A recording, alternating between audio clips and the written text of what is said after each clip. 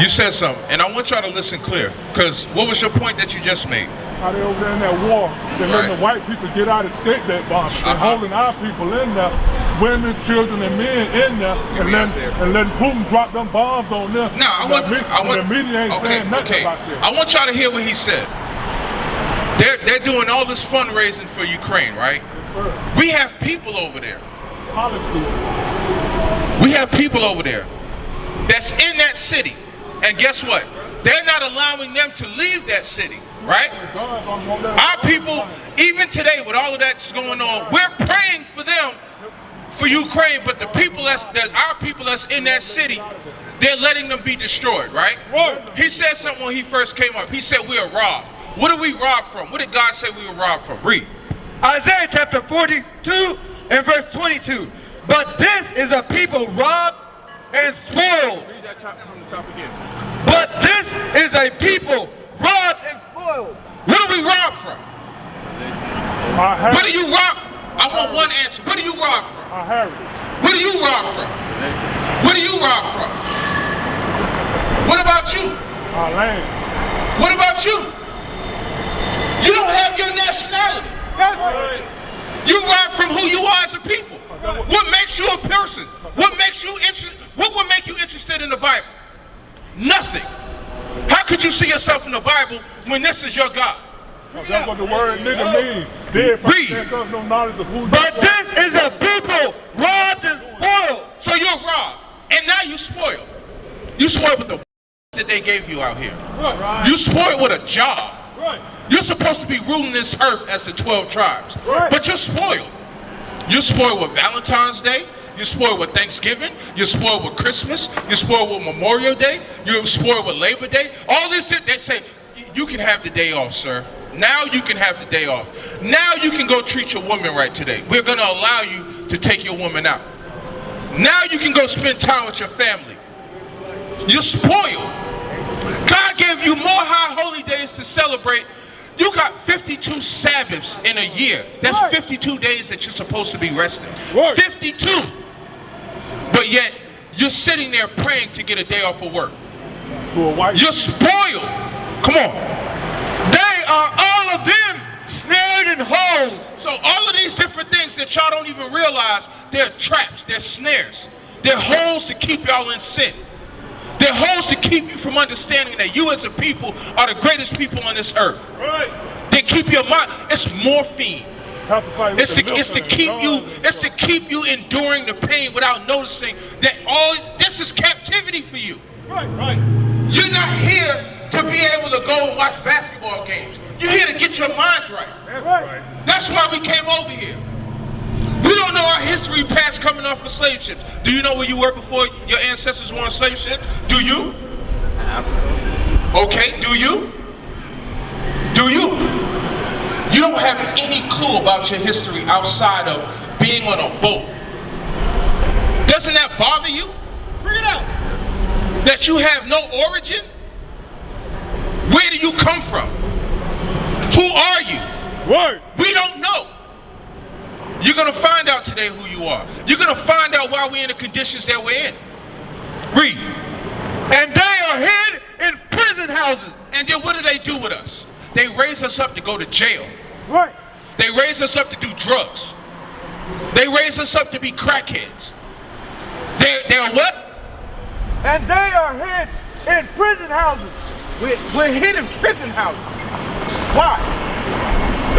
The school of prison pipeline, right? So most of the blacks, Hispanics, and Native Americans don't have a future outside of thinking past 18 years old. So what do we look for? Crime. We look for these things as a means to escape. So we don't even think about foresight. What are we gonna do? We don't think about a future. Why? Because 9 times out of 10, I would say 70% of us plan on going to jail. 70%. The other 30%, 20 of us think that we're going to graduate. We're following Esau's system. We're going through college. We're getting in debt. We're doing all these different things to do what? To feel as though we're a part of their society. And we're not. You're not. This is meant to keep you asleep. That's right. All of y'all are asleep today. All of you asleep.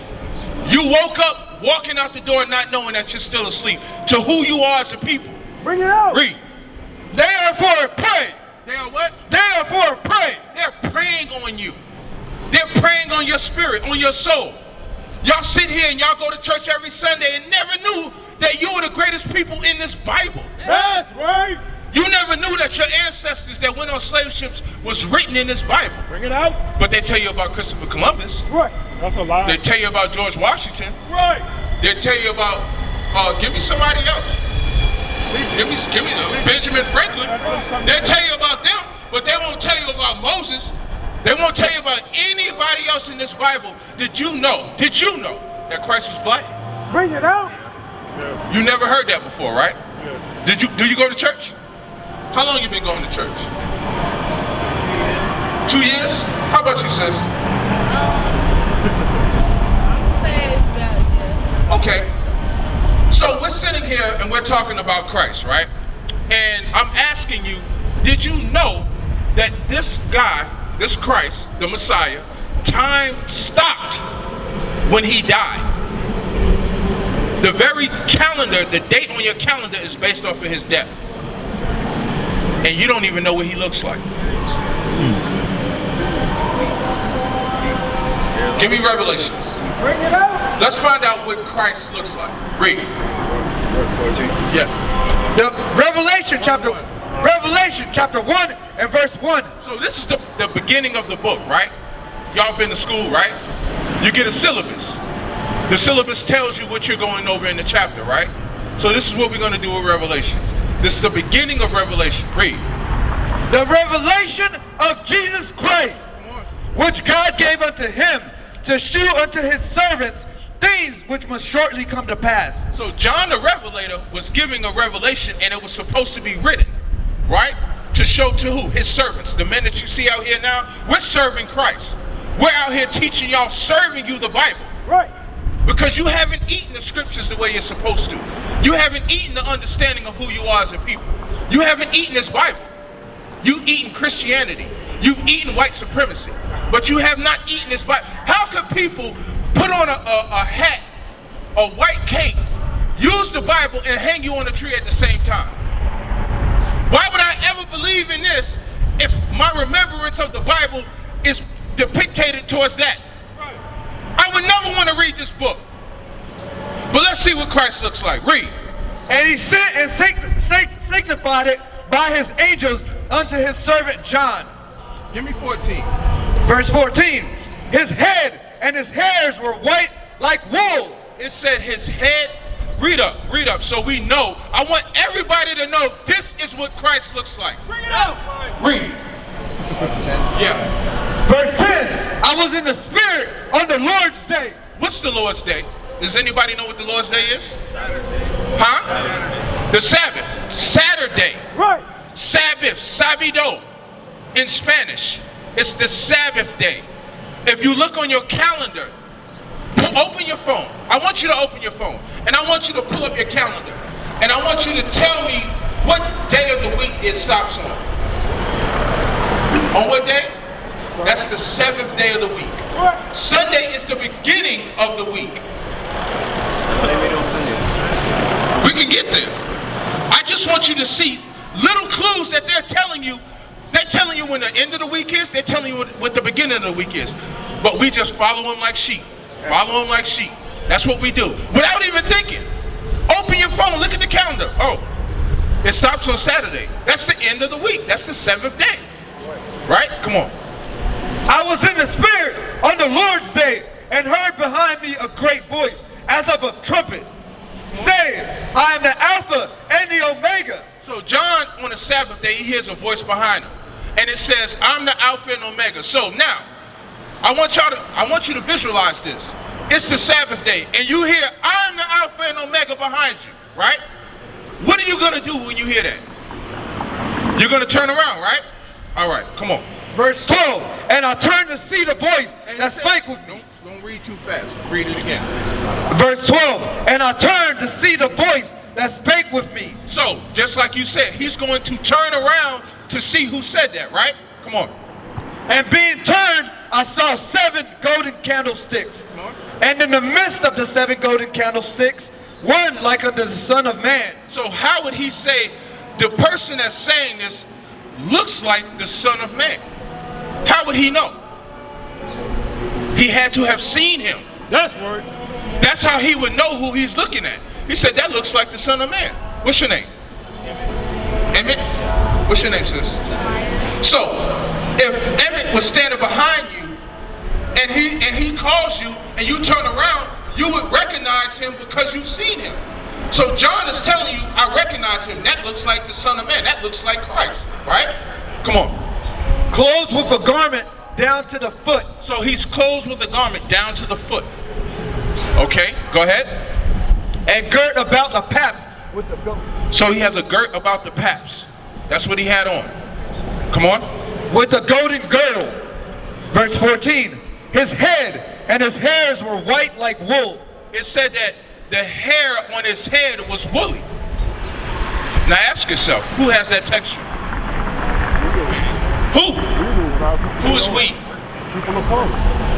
Black men. Asians are colored. Africans have color. Jewish people have color. No, they don't. You almost confused me. They don't have color. It says hair like wool. Look up woolly hair on your phone. Somebody look up woolly hair on their phone. Look up woolly hair and see what it says. Definition, woolly hair. Because I want you to get this. I want you to understand. Because this is not woolly hair. That's not woolly hair at all. It's thick, it's coarse. So what does it say, Emmett? What do they look like? They look like who? So that means that Christ, based upon his hair, looked like you. Right. Right? Come on. As white as snow. So it said not only was his hair woolly, but it was white. Right? So it gave you the course and color of his hair. Right? Come on. And his eyes were as a flame of fire. His eyes were as a flame of fire because Christ drunk wine in moderation. Okay? Come on. Verse 15. And his feet. It says, and his feet. Like her feet, she has sandals on. You can see her feet, right? Remember, it said his girdle was down to his foot.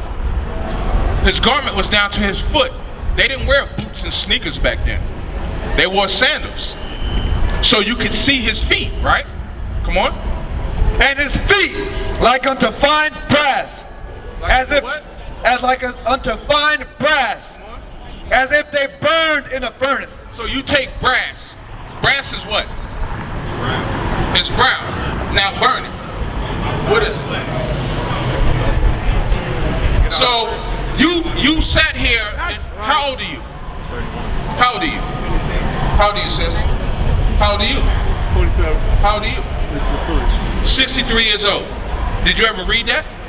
Yes, I have, but I lost faith because I wasn't getting the right teaching of the people that I was listening to.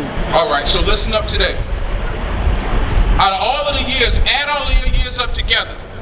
Y'all still didn't know that Christ was a black. This is not Christ. That's right. When you read the book of Revelation, it tells you that he looks like you. Right. So why would I believe this book with this being my God? I wouldn't. So we understand why you're confused. We understand why you're robbed. We understand why you're spoiled. Guess where the medicine is? Here. That's right. Here's the medicine. Give me Psalms 107 and 20. This is the medicine. Because all of y'all are sick. We're all sick. Yep. This is the doctor. Now you have to be administered the medicine. You haven't been given the proper medicine. You've been overdosed on Christianity. You've been overdosed on white supremacy. What? Now you have to get the proper medicine. The doctors are here now. Read.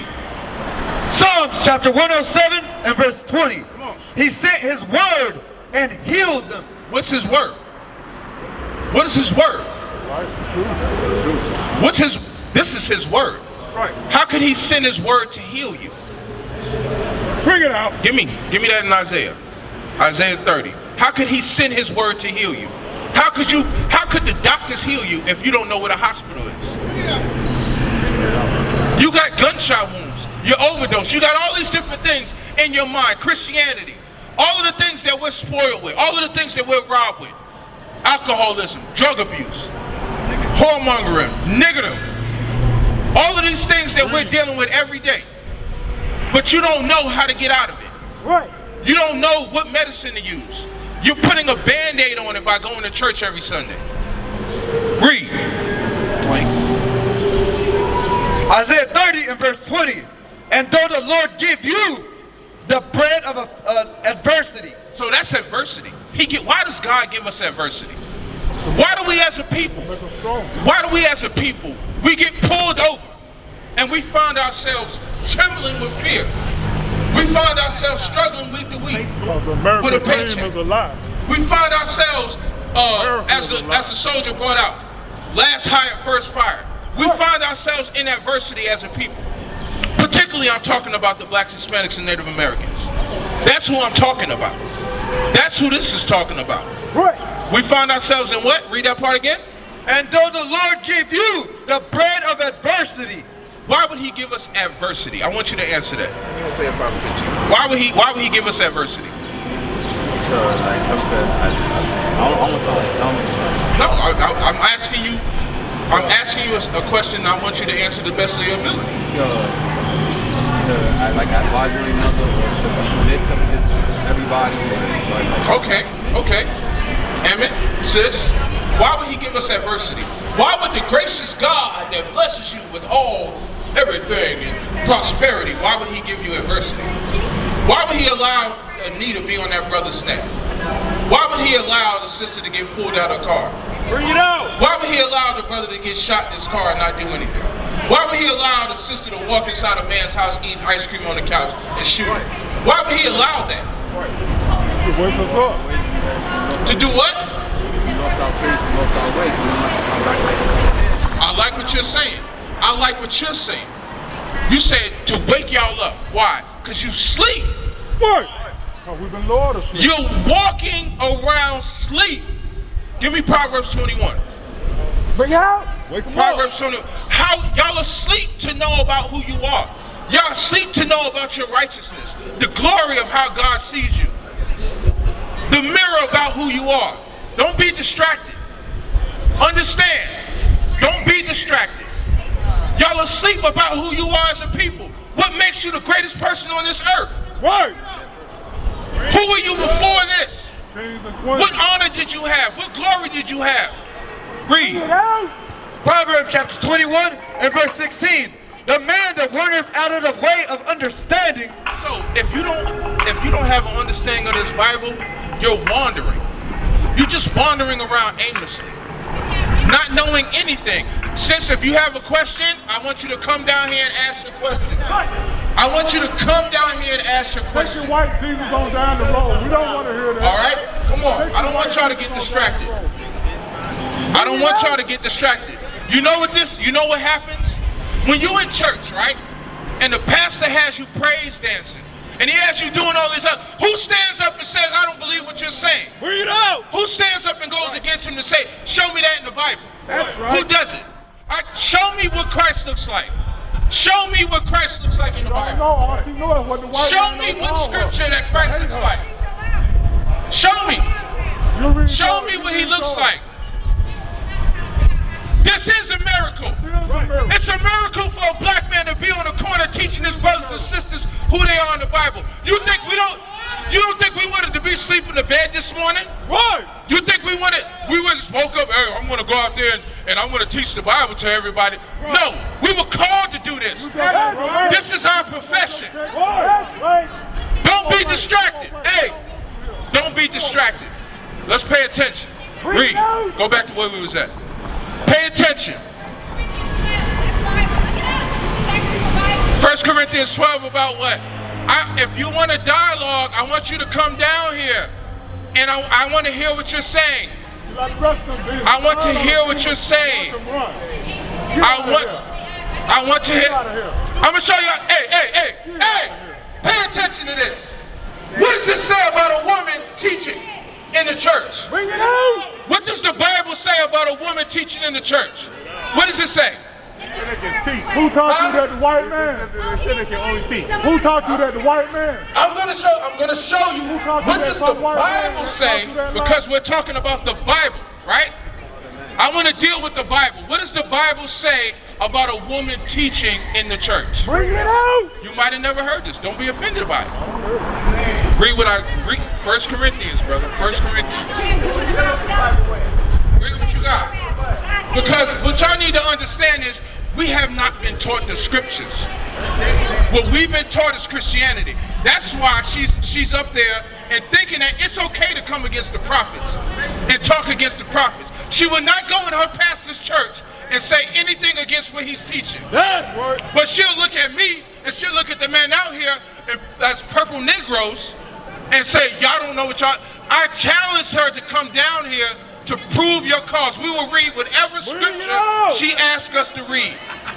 Come on, read. Come on. 1 Corinthians chapter 14 and verse 34. Let your woman keep silent in the church. Let them do what? Let the woman keep silent in the church. This is church. Y'all might not think about it because you don't see a podium. You don't see tambourines and people dancing. This is church. So what is the woman supposed to do in the church? Read. Let the woman keep silent in the church. Why? For it is not permitted unto them to speak. Your favorite Paul told you you're not supposed to be talking in the church. What should she do if she has a question regarding the scriptures? Bring it out. And if they will learn anything, If she wants to learn anything, I guarantee you she's not married. Read. let them ask their husbands at home. Paul says she is to go home and ask her husband. That's right. Where is your husband? Where is your husband? Where is your husband? Where is your husband? Y'all see this? Hey, I'm going to show you in the scriptures. Give me that in John 4. I'm going to show you in the scriptures that Paul was in the spirit. Give me that in John. About the sister dealing with the other man. Where is your husband? Exactly.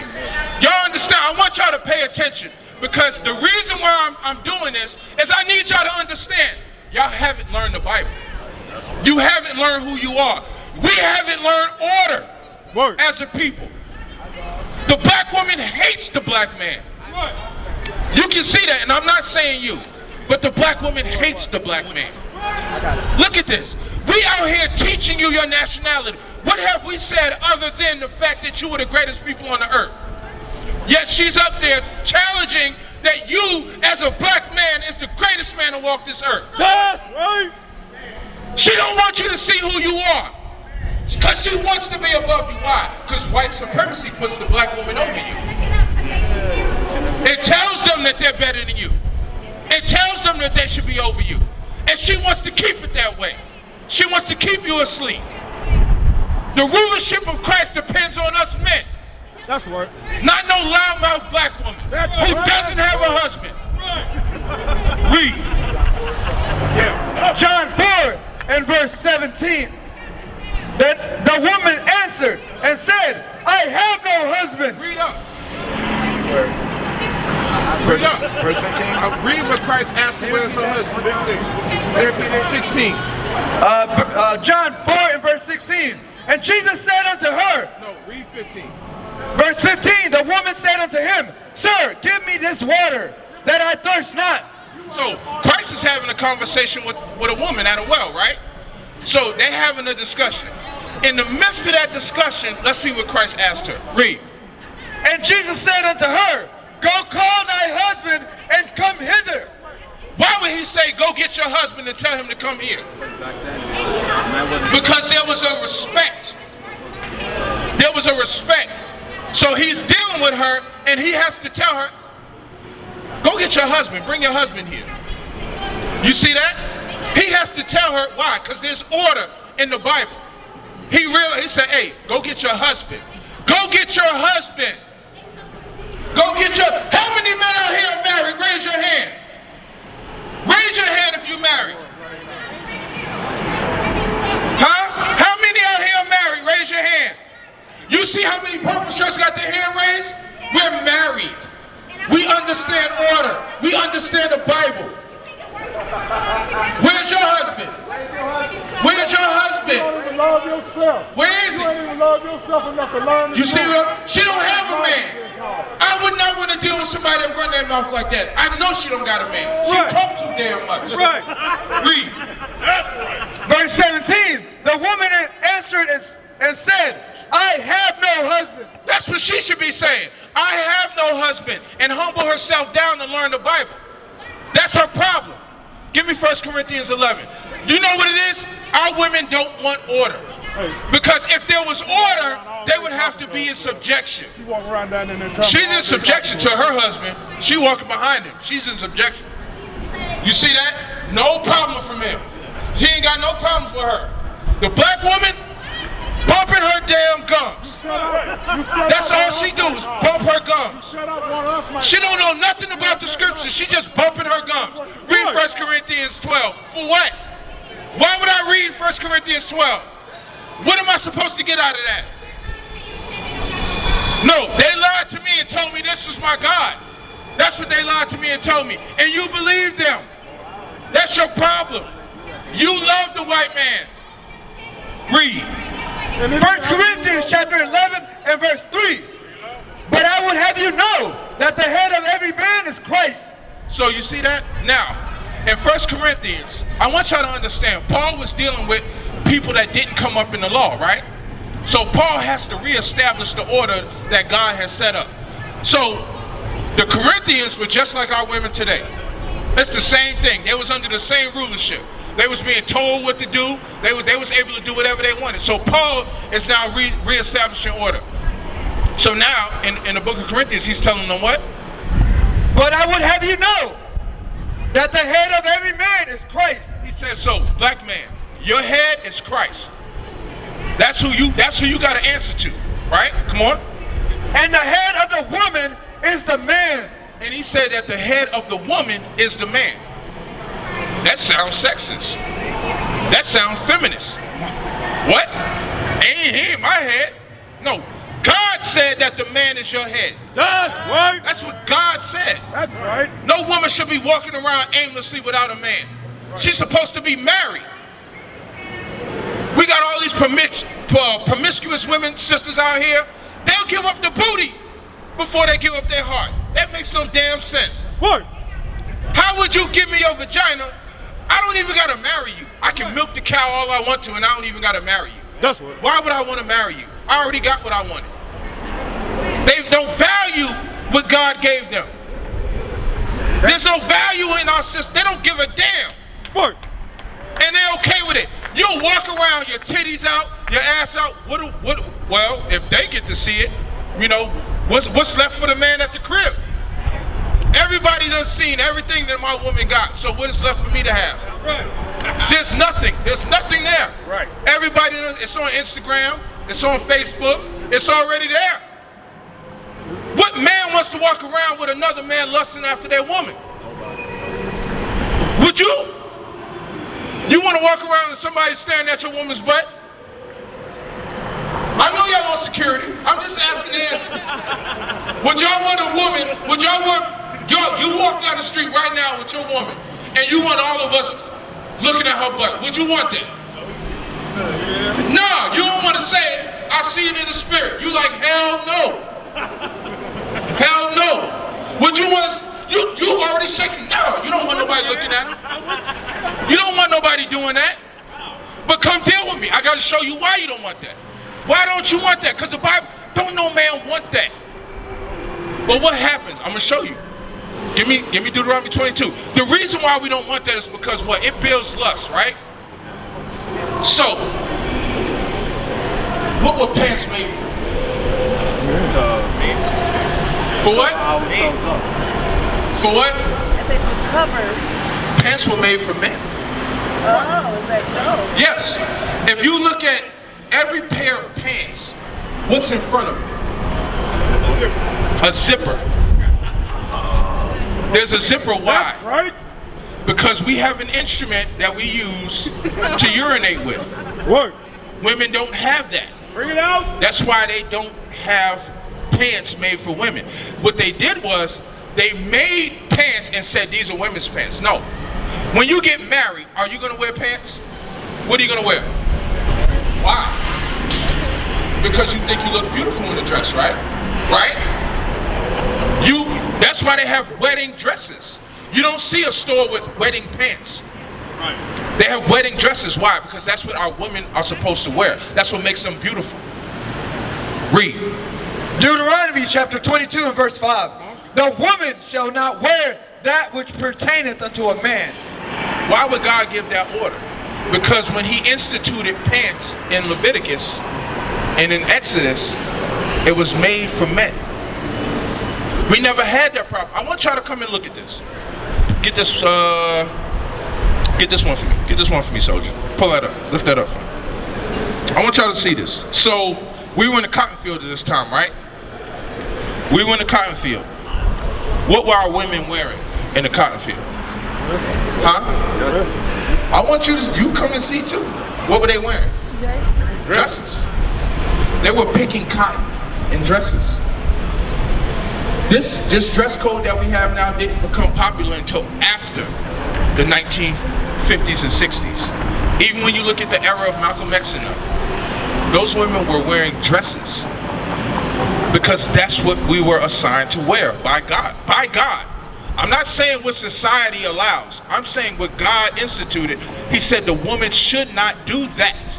Why? Give me Matthew 5. Why should the woman not do that? Because as a people, as us being brothers, right? You already said, you don't want a man looking at your wife. You don't want a man looking at your woman.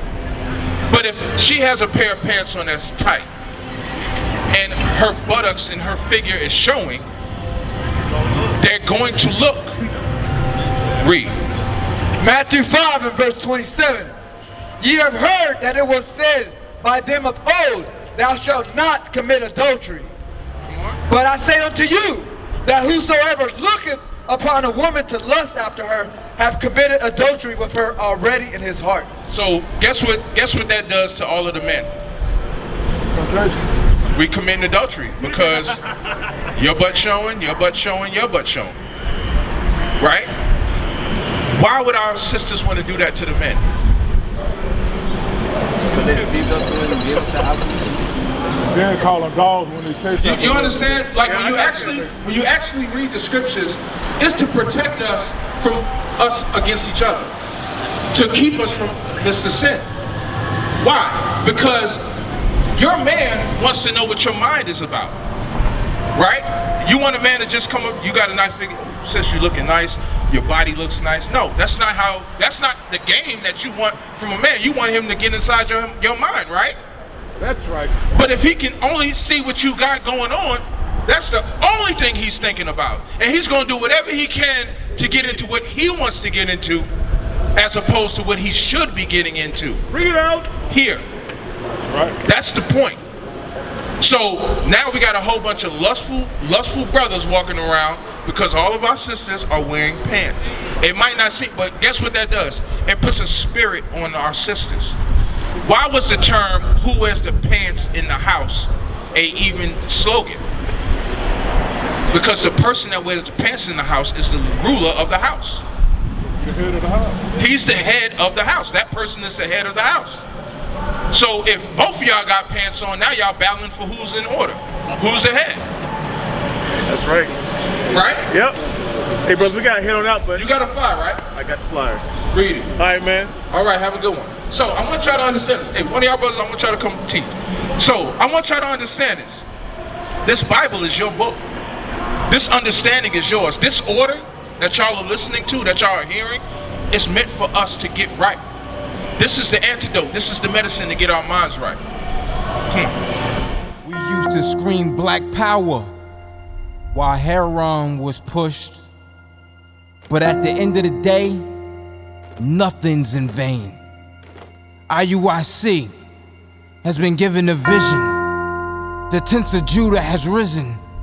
Many has attempted the mission. Minor murmuring, omitting, and missing the mark.